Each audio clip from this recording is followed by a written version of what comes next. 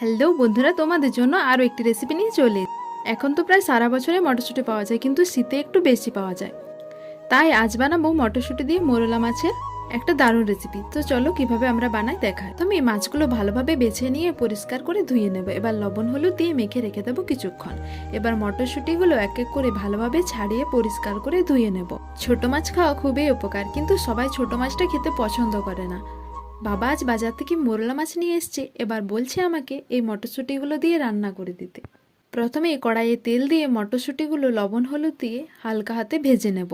তারপর আবারও কড়াইয়ে তেল দিয়ে দিয়েছি 5 ফোড়ন, টমেটো কুচি দিয়ে কিছুক্ষণ নাড়াচাড়া করিয়ে নিয়ে দিয়ে দিয়েছি লঙ্কা ও সর্ষে বাটা।